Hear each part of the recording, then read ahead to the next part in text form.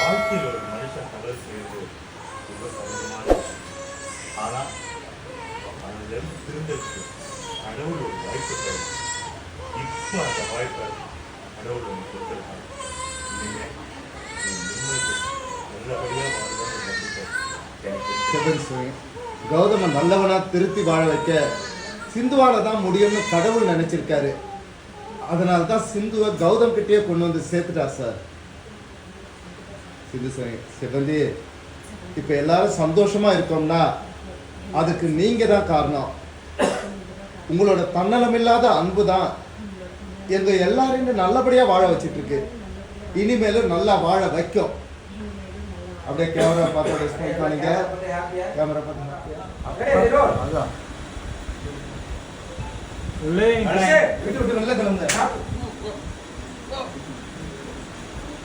என்னங்க இந்த நிலைமையில பையனை போட்டு வெளியில போக சொல்றீங்க? நாங்க எங்க போறது? பையனுக்கு இப்படி எல்லாம் ஆவதுக்கு முன்னாடி எங்க இருந்தீங்க? அங்கேயே போய் தொலைங்க.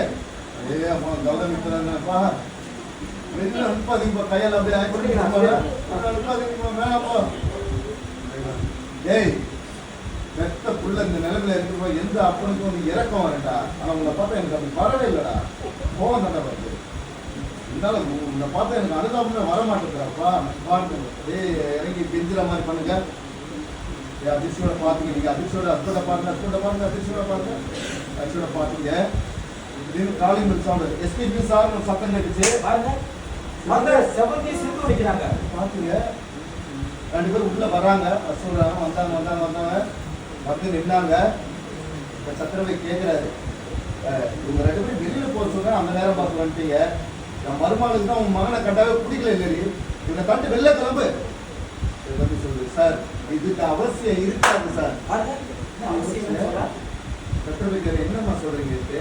சொல்லுது கௌதம மன்னிச்சு ஏற்று